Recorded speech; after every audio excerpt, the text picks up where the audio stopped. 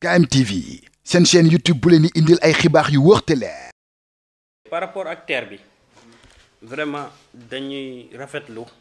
le fait que mu jógee Diamniadio ñëw AIBD lii tax ñu koy rafetlu man personnellement dama gëm ne ñu ngi ci Sénégal boo xamante ne dañoo war a avancer te avancement bi pour mu am il faut mu am ay infrastructures d'utilité publique yu ñu tabax ci gox yépp nag pas Kër Moussa Keroog kese TER bi da cee bokk AIBD da cee bokk autoroute à péage bi da cee bokk KMS 3 bi da cee bokk haute station bi da cee bokk yeneen yi ñëw da cee bokk mais yooyu tamit vraiment dafa war a ànd ak respecté ak yelleefu doomu aadama yi nga xamante ne ñoom la mbir mi di laar ñu respecté seen ak seen yelleef waaye tamit beneen bi ñu jël en compte et en considération seeni préoccupation parce que boo ñëwee ci dëkk comme jamono yu gars yi di tabax aéroport bi voilà def visite wax ne aéroport bi zone bi ñu koy tabax dëkk nekku fa ñaari kaas moo fa nekk te ña fa dëkk c'est des espèces rares en voie de disparition noonu lañ ko waxee woon jamono jooju ñëw fi nañu seen kër yi wetu mérité wul dëkk ci wetu aéroport yooyu ñaari sénégalais amu fi des sénégalais entièrement à part amu fi ñëpp ay sénégalais lañu dañ leen di traiter comme des sénégalais TER bi ba mu déparé plateau wala ville ba Diamniadio dégg nañu coow yi bu naree déparé Diamniadio ñëw AIBD mu naraat amaat ay coow jàpp naa ne autorités yi war nañu xoolaat seeni doxalin pas seeni bopp laay wax mais seeni doxalin parce que am nañu expérience pour déplacement réinstallation surtout gox bii commune Kër Moussa village yi population bi tamit nekk ñoo xamante ne dal nañ parce que sonn nañ trop nag ci projet d'utilité publique yi nga xamante ne du ñu respecter seeni ak seeni yelleef du ñu jël du ñu en considération seeni préoccupation bu ñu bindee du ñu leen tontu bu ñu waxee kenn du leen déglu classeur bi ngay gis nii su ma ko ubbi woon di nga gis plus de au moins 30 courriers yoo xam ne diggante ministères yi la muy ndox ministère de l'eau et de l'assainissement muy ministère des transports terrestres des infrastructures et transports terrestres muy présidence de la république muy gouvernance muy les services techniques APIX muy les partenaires financiers comme agence française de développement lettres yu bëri mënuma lim sax ñëpp ñan lañu yóbbul courrier wax leen ne lii mooy suñu gis-gis ci mbir mi muy point yi ma la wax nii waaye silence rajo kenn du la tontu te ñun dañu bëgg affaire yooyu mu jeex nit ki buy wax ak yow nga bañ ne doo ko tontu continuer ngay def li ngay def da nga koy indi mu révolté wu te warul demee noonu bu ñu waxee ak ñoom bind leen surtout la présidence amul façon lettre bu ñu fa yóbbuwut kenn du ñu tontu dañuy continuer di def li ñuy def la sourde oreille te jàpp nañ ne loolu war na jeex parce que kenn du xeex état waaye tamit nag état du noot citoyen yi nga xamante ne ñoo nekk ci suufam ni ma ko mën a waxee TER bi liñ ciy wax bind nañ ko fañ ko war a bindee parce que tamit wax naa la sànq sàmm sa moomeel kuréel la boo xam ne dëkk commune Kër Moussa yu bëri ñu ngi ci Landu Suun Séeréer Tuuli Kesoxat Kàccali Càmbox Mbadat Lelo Gàpp Mbul kilomètre 50 Sanc Séeréer Palal mais paaki bii ci commune Diass Tooglu bi ci commune Diass dëkk yi ma lay wax ni yëpp dañ ci am ay membres gannaaw TER bi bañ ko commencé waxtaane depuis 2015 laa la wax ñu day jóge Diamniadio ñëw AIBD ñu ne ñun ñi nekk ci wetu aéroport bi ñu war ñoo toxal ci benn espace bu ñu tuddee l'aire terrestre plan yooyu yëpp yor naa ko ci samay document dañu waxoon ne TER bi noo day jaar au sud de l'autoroute à péage il faut que ngeen bàyyi benn kii foofu bande boo xam ne TER bi fa lay jaar donc annoncé nañu les couleurs ne foofu lay jaar mais xamaguñu exactement maire bi daan na fekkee son chargé de communication d'alors ne yal na ko yàlla yërëm bugguma combaan daan na fekkee donc xamoon nañu déjà 2015 2019 maire bi def na fi tournée économique ma ne ko TER baa ngi ñëw ñun dem nañu gisee le directeur de l'APIX wax ko ne coow yi ñuy dégg ci TER bi diggante Diamniadio ak Dakar wax fa dëgg yàlla ak li ñu dal ci aéroport bi dal ñu ci autoroute bi dal ñu ci KMS 3 dal ñu ci haute station bi nit ñi joxe sacrifice seeni suuf seeni kër ñu toj ko seeni armeel ñu sulli ko tabax infrastructure boo xamante ne waroon nañ ci gis seeni bopp ci wàllu emploi waroon nañ ci gis seeni bopp ci wàllu RSE même bu fekkente ne c'est pas obligatoire gisuñ seen bopp ci lenn ci yooyu autoroute à péage bi fii la jaar ba Touba ñun amuñu yoon te aéroport baa ngi nii mooy frontière u Sénégal ak dëkk yi amuñu yoon KMS 3 ndox mi fii la jógee traversé commune Kër Moussa dëkk yi de l'est à l'ouest Kër Momar Sarr ba Dakar tokk ndox benn rek 1 mètre ci ba bëri na sax gisuñu ko ci tuyau bi du toj defaree nañu ko façon boo xamante ne xëy na bu tuyau bi tojoon sax ñu gis ne ndox ma leen ndoxu KMS 3 la dëkk yi yépp amuñu ndox pour nga root faaw nga takk sareetu mbaam fay ko 2000 francs mu jógee Landu dem ba site de recasement wala ñëw Kàccali mu jógee Suun dem ba site de recasement ba mu jógee Tuuli dem ba site de recasement ba boo yoo xam ne dañoo toll ci jàng seen njàng yàqu ñii doon leneen à la limite sa pap boo amee moyen tuuti wala kenn bu gisee ne booy bi mu ngi traîner mu jënd la jakarta ngay daw ci yoon yoo xam ne baaw buñ la fekkee ci wetu aéroport bi ramasse sa jakarta sonn nañu commune Kër Moussa wax fa dëgg yàlla sonn nañu donc TER bu waree ñëw li taxoon ñu doon di gisee directeur ba mooy bu ñuy ñëw yooyu yëpp ñu sóoraale ko waxtaan nañu ak moom waxtaan bu yaatu wax ko ne ñun bëgguñu coow bu am bëgg nañu TER bi ñëw waaye TER bi bu ñëwee vraiment nañ ci gis suñuy bopp xëy na loolu dinañ ci dugg ñu jékki-jékki en 72 heures ñu lancé deuxième phase TER bi wax naa la sànq ne 2015 lañ ko wax 2019 maire bi ba muy def tournée économique man maa ko ne maire TER baa ngi ñëw yow da nga ne ñun dañuy kaas rek dañuy contester rek TER baa ngi ñëw ñëwagut yegg seegut fii fexeel ba yow yaay autorité sa kaddu fa mu yegg suñu bos yeggu fa jógal léegi nga dem xami TER bi fan la jaar disposition yi ñu war a jël commune Kër Moussa ñu jël ko bi ñuy annoncé bi ñuy def deuxième phase TER bi maire nekkul woon sax Sénégal ëpp mu woon ci information parce que bi ma ko gisee laajte naa maire Diass moom tamit yëf yi projet la utilité publique la te dafa am ay projets yoo xamante ne comme ni mu ko tuddee moom ñu koy féliciter des projets parasites yi ànd ak TER bi moom bëgg na lépp ñëw Diass mu dem wax loolu ana suñu maire ba nga xamante ne TER bi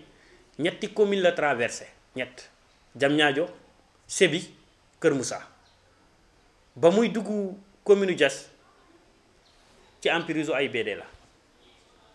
ci biir AIBD la ñu mën a wax ne la fa Diass moom ci la TER bi duggee te mu ngay rond point ba ci plan bi ñu appliqué woon rond point AIBD booy dugg pour dem départ wala arrivé ana suñu maire bi nee na fër am na 5 adjoints au maire amul kenn ku ko représenté wax au nom de la commune de Kër Moussa loolu dara waral ko lu dul incompétence ak daw responsabilité bañ fa jógee daje nañu gouvernance avant gouvernance ñun ci la ñu xam ne ñun population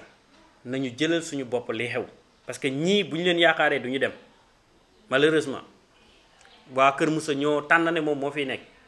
candidat yi bëri woon nañ moom moo raw avec 35% ci li résultat yi génnee même bu fekkente ne ñun dañ koy contester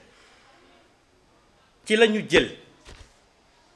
waxtaan cadre sàmm sa moomeel may nuyu coordonnateur bi ak EPIC bi nekk ci ginnaawam yépp ñu daje ñu ne lii doo jóg rek di manifester te kala war a teewalal sa bopp ci la ñu bind comme ni ma la ko waxee sànq lu commencé présidence maanaam état et ses démembrements gouvernance ministère APIX AFD ak les partenaires techniques ak ministère de tutelle bi ñu bind leen ne leen TER bi de ñun ànd nañ ci ndax gis nañ ne bu ñëwee dana amal waa Kër Moussa njëriñ waaye dana amal commune yi mu traversé yëpp njëriñ benn jàpp nañ ne dem bi ak dikk bi moom dafa bokk ci facteur bu bokk laa ko mën a tuddee yi indi développement tey jóge fi léegi dugg TER bi même pas 40 minutes nga yegg Dakar mën a dem ñëwaat loolu day baax kuy liggéey Dakar dana mën a bokk ngénte fii bokk xëy Dakar sax ñu ne gis nañ ne bu amee tamit ñun ñi fay location Dakar te location cher lool président wax na ne amul pexe bi pour wàññi ko xëy na bi ñu xoolee coût bi ñu transport bi nar a jural xool li ñuy fay Dakar par mois est-ce que ñibbi chaque jour jël TER bi nekk sa wetu njaboot mën leen encadrer pour seen njàng mën a encadrer mën a bokk ci sa kii environnement bi xale yi di màggee moo gën nga dem ba chaque mois ñaari yoon ngay ñëw wala chaque samedi ngay ñëw yooyu yëpp bu ñu ko xoolee mën na am ñibbi suñuy dëkk moo gën waaye bu ñu naree ñibbi vraiment am na yoo xam ne yéen waa APIX yéen ministère présidence ñu cité ko nommément lii la ñuy xaar ci yéen mooy suñuy préoccupation benn bi mooy indemnisation nit ñi li tax ñu njëkkee ci indemnisation yi TER bi faa mu am te dafay nangu la nit ki moomoon kër la terrain nii la wala bokk ay garab la TER bi da koy nangu kenn du fa nekk non du fi jaar ak yooyu noonu ñu nekkuñ ci yooyu dafay jaar mais nañu indemniser nit ki comme ni ko constitution Sénégal waxee une indemnisation juste et préalable te li tax ñu insister ci loolu tamit mooy dañu gis AIBD bii depuis 2008 la ñu commencé travaux yi ba fi may wax ak yow am na réclamation yoo xam ne nit ñi def nañ ko man maa ko yóbbu déposé ko sous préfecture ba léegi zéro ñooñu kenn indemnisé wu leen ba fii ñuy waxee ni kenn indemnisé wu leen autoroute à péage bi yor naa ci liste ñoo xam ne ba léegi kenn fayu leen KMS 3 bi noonu cotation bi noonu pour loolu bañ a am ñu insister encore ñu fay nit ñi APIX nag wax na ne day fay soit en nature maanaam li nga ñàkk moom lañ lay joxaat wala mu fay la en espèce ñi choisir en espèce ci barème bi ñu retenir lañ leen di fay joxe nañu barème bi titre foncier wala terrain du domaine national usage d'habitation wala foo xam ne amoo fa sax benn kayit waaye kayit bu nit am na joxe mu am lu ci am mooy maire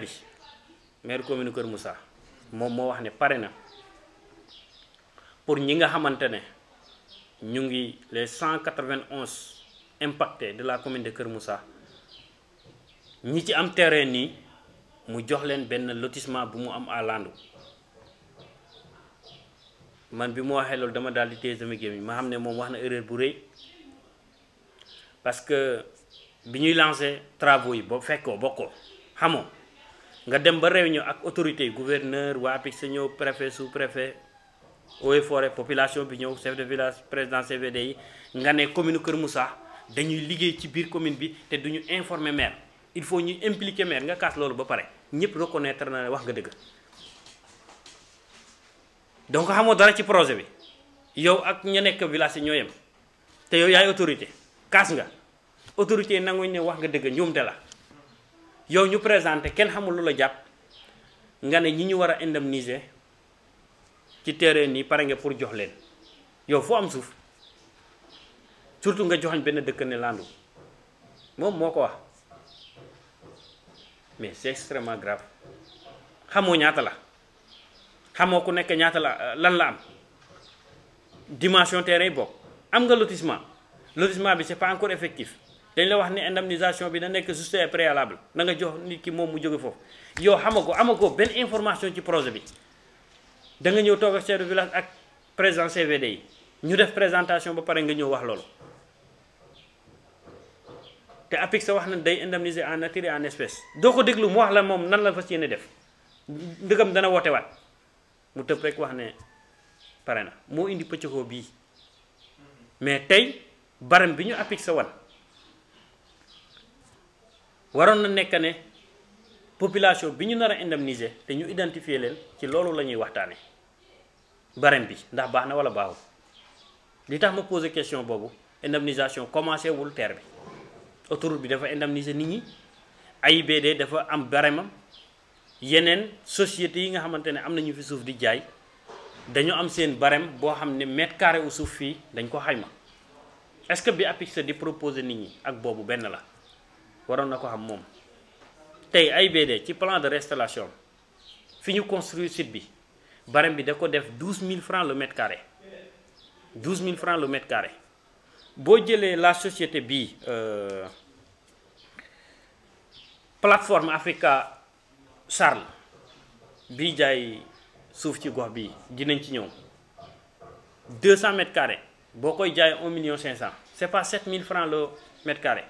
7 500 francs le mètre carré terre bi ñëw na def na mètre carré bi 5 600 ba 4 000 et quelques loolu la ñu waroon discuter te moom le maire mu jàppale ci nit ñi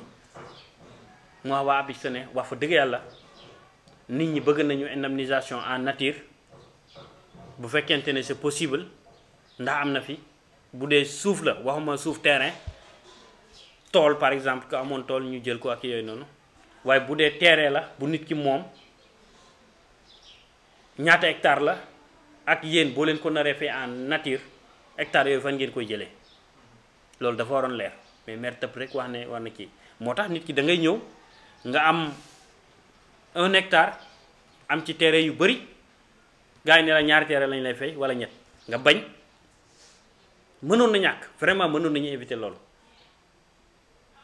mënoon nañ ko éviter indemnisation bi donc bëgg nañu vraiment mu nekk effectif balaa ñuy commencer liggéey bi beneen bi mooy sécurité ak sûreté wu terre bi xam nañ ne autorités yi bàyyi nañ ci xel bu baax waaye du tee ñun ñu wax ci terre bi ay dëkk lay romb amee ay jur amee ay xale te gis nañu ne ci conception ni ñu liggéeyee terre bi ci seeni kii sóoraale wu ñu woon commune Kër Moussa bu ñu waxante dëgg rek am na fu may yegg di nga xam ne sóoraale wu ñu woon commune Kër Moussa donc sécurité ak sûreté boobu ñoom nañ ci taxaw bu baax a baax a baax a baax ba nga xamante ne terre bi du fi indi benn jéeya wàllu désenclavement bi nga xamante ne terre bi ñu ngi ko ciy xaar parce que dañoo gis président ba muy def discours ci deuxième phase bi benn pont la cité benn pont te pont boobu bi ñu demee le 30 mars au niveau de la gouvernance de Thiès réunion régionale conciliation bi ñu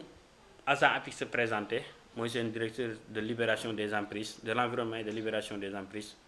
benn pont la présenté te wax na ne pont bi c'est pour ñu bañ a tëj Tooglu Gandoul ak Yeba donc commune Kër Moussa pont kenn prévoir ko ci te déjà terre bi day traverser Landu village bi mu xaaj ko en 2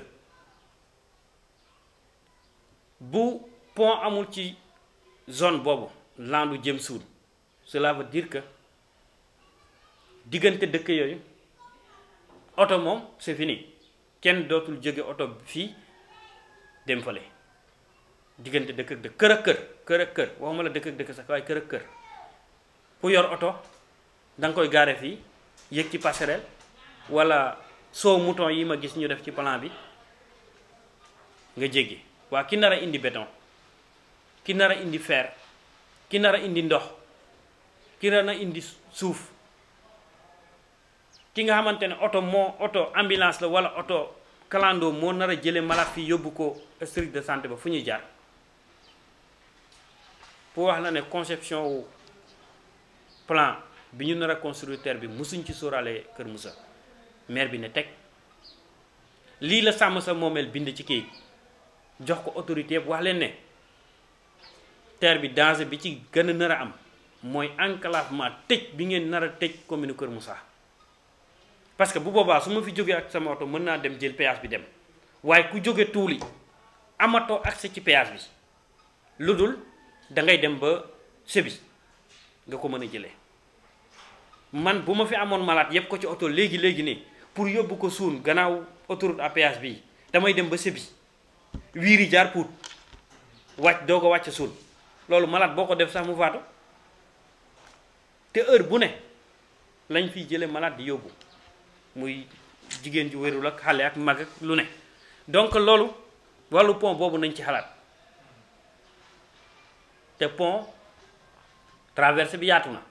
mënoo am pont te doo am passerelle bu ñu amul passerelle tamit dana doy waar trop élèves yi jógee suun par exemple zone bi Kàccalik Kesohat di dem suun ak ba ci Càmbo di dem suun jàngi CM ba bu ñu amul passerelle bu ñu naree jaar pont ba nga nar a créer côté Landu ak fu mu mën a nekk daanaka bu fekkante ne 7 heures lañ doon jóg di dem école nañ jóg 5 heures du matin te xanaa état du Sénégal du ñëw gis xale boo xamante ne 12 ans la am di dox 4 kilomètres par jour pour dem jàngi yow nga ñëw yokkal ko ci 1 kilomètre 500 passerelle na am pont na am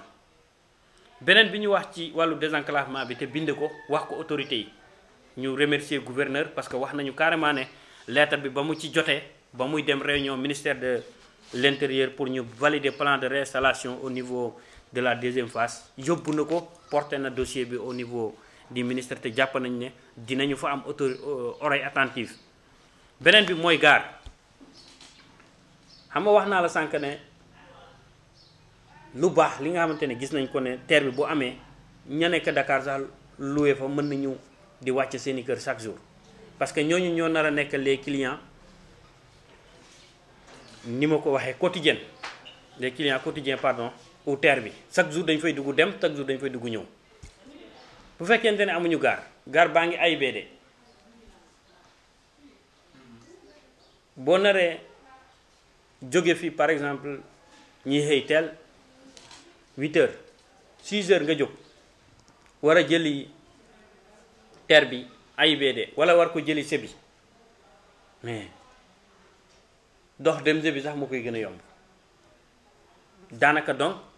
gox bii nga xamante ne c'est une localité en construction nit ñaa ngi ñëw di tabax macha allah du ñu am benn accès ci terre bi bu amulee gaar terre bi day mel ni ci ñun avion yi gis naa maire di ko wax keroog ci ñun la ko déggee réunion ba moo tax mu koy wax di ree terre bi day mel ci ñun avion yi fi gaare ñun voyagé wuñu duñ fa dugg donc terre bi day mel ni ci ñun dañ koy gis mu romb gis ko mu dugg te jàpp naa ne tamit autorités yi dinañu jot ci lii ba xam ne jot ci suñu courrier te am nañ ci yaakaar dinañu taxaw pour que ne vraiment gaar ñu mën ko am gaar ñu mën ko am mu am aussi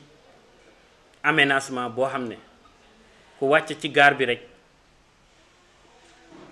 gaar bi rek sa dëkk di nga fa fekk lu la fay yóbbu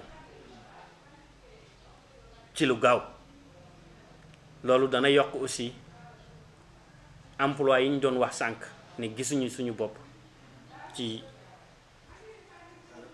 aéroport bi ni ko président waxee woon ba muy inauguré aéroport bi en 2017 lu leer la wax waaye ba fi ñu toog commune Kër Moussa maire bi sax wax na ko te ci ñoom la bokk Benno Bokk Yaakaar wax na ne àndul gisut boppam ci aéroport bi gisut boppam ci Dangote donc ba fii président la nga waxoon defuñ ci dara ki nga fi teg Doudou Ka bi fi nekk benn yoon la ñu ko rencontré c'était le 3 février 2020 mu présenté ñu benn projet bu ambitieux bu ko tax a ñëw ci aéroport bi ak li wër aéroport bi vraiment ñun ñëpp ñu apprécier am confiance ne moom ñëw na pour liggéey ak population bi nekk ci wet bi boobu lañ ko gëj a gis boobu lañ ko gëj a dégg amul lenn loo xamante ne am na ci suivi te ses collaborateurs ñi nga xamante ne ñoom lañ daan woo di wax ak ñoom ñooñu far yaakaar naa pour des raisons politiques xam nga lan voilà déggatuñu leen ñu ngi leen di xaar nag ñoom xam nañu bu baax fi ñu leen di xaar ñu ngi leen di ci xaar bu baax a baax a baax a baax waaw beneen bi mooy wàllu emploi daanaka wax naa ko sax terre bi ñaari phase lay am construction ak exploitation bii nag xanaa du ñu wax ne yéen amoo leen compétence ñi war a mën a liggéey ci terre bi njaayum billet bële ma gis Dakar parce que gar naa sama oto pour renk rek xam suñu booy ñi fiy def 6e mën nañ ko il suffit ñu former la ci nga mën cee dugg loolu nañ ñu ci bàyyi xel bu ñu defee gouvernance keroog préfet aussi ñu koy saluer wax na ne il faut que commune bi mu am base de données boobu liggéey nañ ci depuis 2017 weesu na ko sax weesu na 2017 ñu joxoon ko mairie bi pour mu am ci taxawaay parce que moom moo ci mën a am taxawaay waaye zéro defu ci dara base de données boobu lu ñu war a actualiser la bañ ñu ko waxee responsable ANPEJ ba nekk Thiès dama dal di ko woo responsable bi nekk APIX ma ne leen base de données bi nañ ko actualiser pour mën a jël en compte jeunes yi nga xamante ne kenn recensé wu leen woon waaye tamit dëkk yi nga xamante ne moom la terre bi di traversé gën a jege gën a yey loolu kenn ñemewu ko bañ muy tuuli muy landu muy suun muy kesoxat vraiment nañ ci gis seeni bopp yooyu wax nañ ci te base de données bi la fa nekk ñoom xam nañ ko ñun xam nañ ko fi may tëjee ci wàllu terre bi mooy wàllu RSE c'est pas obligatoire la ñuy wax waaye tamit dañu bëgg attirer seen attention waa APIX vraiment dañuy def RSE ñoom wax nañu déjà ci réunion comité régional de conciliation bi ne gis nañ ne école landu déjà que am na initiative yoo xamante ne seeni entreprise yi gagné marché bi wax nañ ne dinañ ko fa def lu ñu encouragé la di ñaan yàlla na am boobu ci RSE lay bokk parce que du lu ñu leen sant waaye dañ leen bëgg a wax ne te waxaale ko AIBD waxaale ko Dangote waxaale ko société yi nekk commune Kër Moussa yépp ñun soxlaatuñu benn RSE boo xamante ne dañ koy def ci ay mayo ak ay bal soxlaatuñu ay RSE responsabilité sociétale de l'entreprise boo xam ne dañ koy def ay mayo ak ay bal c'est vrai nañu dimbali ASC yi nañ leen dimbali solo li nga xamante ne jafe na leen wala amuñu ko xëy na ñi nekk des sportifs en activité ak seeni staff ak zone bi mën nañ ko définir waaye gëm naa ne du mayo ak bal 10 millions nga def ko ci mayo ak bal ne dimbali naa ASC yi pour téye jeunes yi loolu c'est pas important li gën a am solo tey jii nii ci RSE boo ko doon wax ci commune Kër Moussa mooy poste de santé bële nan lañ koy équiper nan lañ koy rénover Dangote mu ngi koy def mooy CM bële mooy école primaire yi fi nekk nan la ñuy mën a def ba rénover leen collecter leen maanaam équiper leen ñu nekk ci ay conditions yoo xamante ne nit mën na fa jàngee dignement lii la ñu gis ne dana nekk investissement boo xam ne ñëpp dinañu gis seeni bopp waaye jël lu tollu fukki million def ko ci ASC yi bu ñu demee football ñaari match ñetti match yëf yi yem foofu wala mu toj ñuy demante gendarmerie ak kii ñun dépassé nañ foofu. bu fekkente ne ñun ngeen di jox te wax nañ leen ne dépassé nañ lii vraiment war ngeen ñu mën a dégg xam ne population bi évolué na ne gis-gisam fii la ko teg voilà. waaw problème mu foncier Kër Moussa moom bëri na lool vraiment lu ko commencé Taliba mooy boo jógee Pout dem ba Sébi la cay Kër Moussa moom frontière bi ñëw ba AIBD maanaam suñu limite ak Diass litige foncier rek kese la. KMTV seen chaîne YouTube bu leen di indil ay xibaar yu wóor te leer